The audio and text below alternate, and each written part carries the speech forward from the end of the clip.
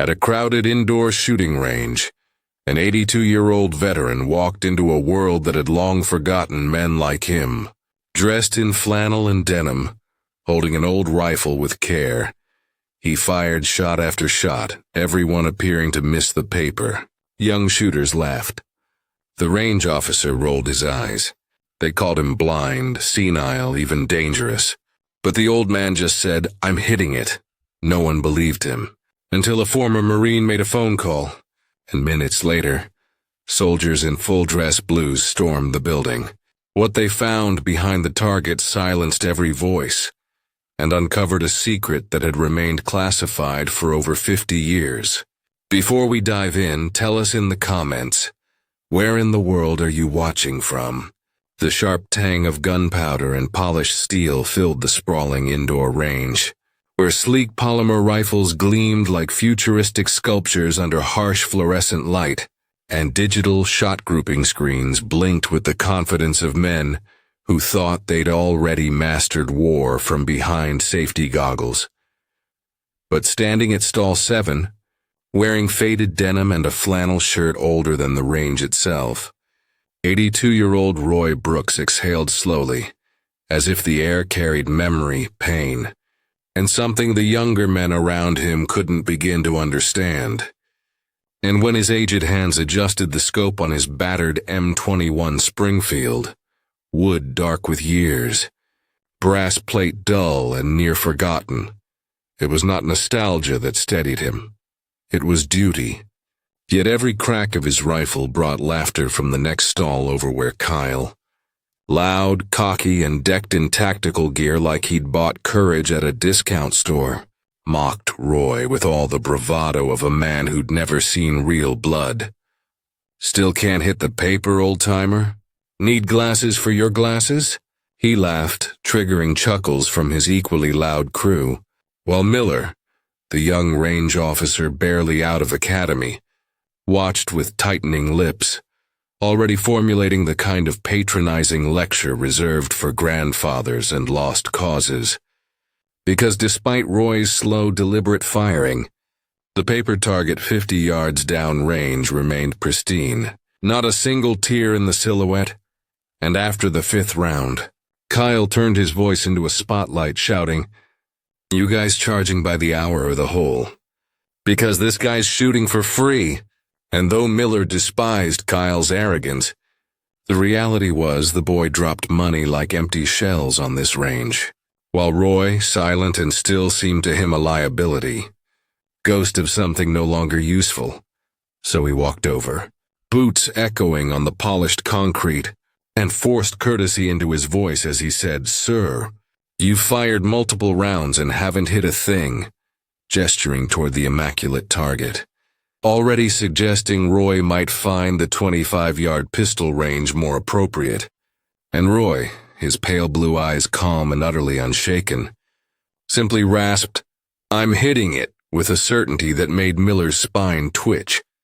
But Miller doubled down, demanding ID and threatening expulsion. And when Roy, with reluctant dignity, handed over his rifle stock first, Miller's fingers brushed the small brass plate embedded in the wood, and for a blink of time, the world changed.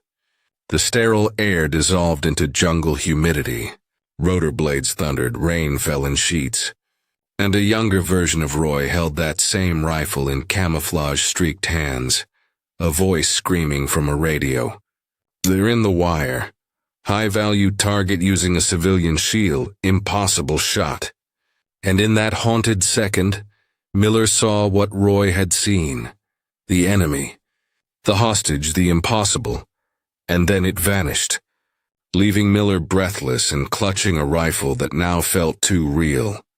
But professionalism overtook the flicker of doubt, and he dismissed it all, returning the gun and preparing to evict Roy with authority and a smirk Kyle would approve of, even as a small crowd gathered, drawn by drama and the whiff of humiliation, unaware that David Teller, a former Marine in his 30s, had been watching quietly unsettled, because while the paper target showed nothing, David had noticed something no one else had.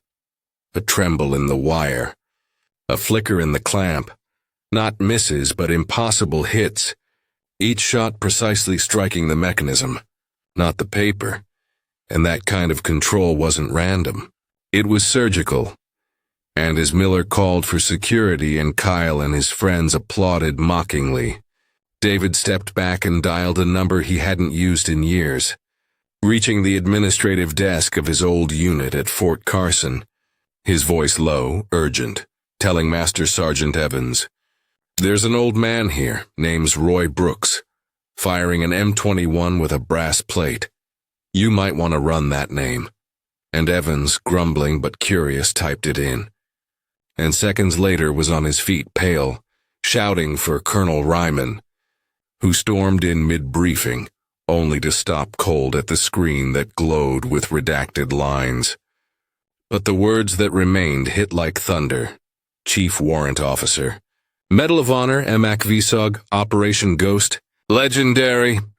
And the colonel's voice dropped to a growl as he barked, "Get General Matt, scramble the honor guard. Dress blues, vehicle. I want them at that range in 10 minutes. And meanwhile, back at top shot range, Miller snatched the rifle from Roy's bench and accused him of reckless endangerment, even suggesting psychiatric evaluation. As Kyle laughed so hard he clapped, calling for a padded room, but Roy didn't flinch.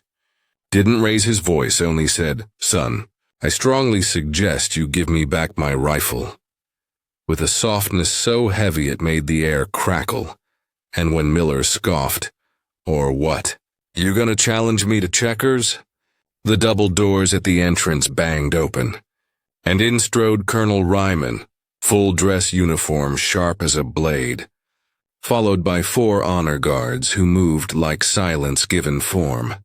And in that moment the room froze, laughter strangled, breaths held, as the colonel marched straight to Roy and delivered a salute so crisp it echoed like a shot. "Mr. Brooks, forgive the intrusion, sir. We were informed you were in the area." And Roy simply nodded, wearied by attention, but respectful, while the colonel turned on Miller with ice in his gaze. "You are holding a piece of United States military history," he growled. "Return it immediately."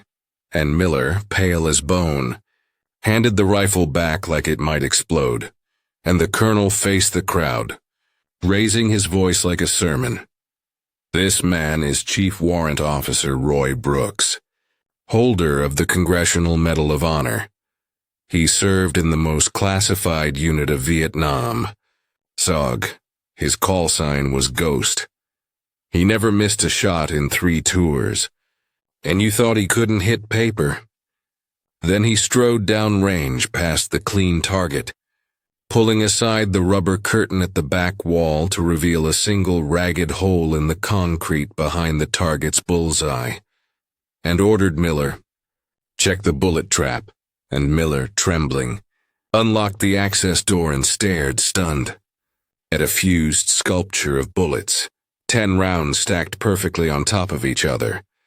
A feat so precise it defied belief, and the crowd gasped, realizing they'd mocked a master of a craft they didn't even understand. And as silence fell like a blanket, Colonel Ryman's voice rang out again. "You judge this man by his age, mocked his silence, and disgraced yourselves." Then he turned to Roy and bowed his head. "Sir, Fort Carson would be honored to host you privately any time." But Roy smiled gently and shook his head. "No need, Colonel. The boy was just doing his job." And then to Miller, "A rifle's only a tool. Man's only as good as the respect he shows others. Don't forget that, son." And that lesson, given not in fury but in quiet, undeniable authority, left Miller changed. And back in the past the vision returned. Young Roy in the rain, not aiming at the enemy nor the hostage, but at the metal buckle of her pack, snapping it with one shot to make her fall forward and out of danger, then dropping the enemy with the next. And in the silence after, his CO placed a small brass plate in his hand, whispering, Never forget, the lives you save matter more than the ones you take. And now, present-day Roy ran his thumb over that same plate as Miller stood ashamed beside him. And the range owner arrived in horror. Fired Miller on the spot, but Roy intervened again. Let him learn. And so Miller was demoted to janitorial duty, sweeping floors beside the front desk. And a new veteran awareness program was born, its core lesson built around humility, while Kyle and his friends were banned for life. Their photos behind the counter like ghosts of arrogance passed. And weeks later, Roy walked in again, no rifle in hand, just heading to the cafe next door where Miller, in a plain polo shirt, cleaning the counter with care, froze at the sight of him, their eyes meeting, not with hate or regret, but with growth. And Miller nodded slowly, respectfully. Mr. Brooks and Roy, smiling back, simply replied, "Son," before disappearing into the cafe, leaving behind the weight of a lesson taught not with punishment, but with precision, grace, and a quiet kind of valor the world desperately needs to remember.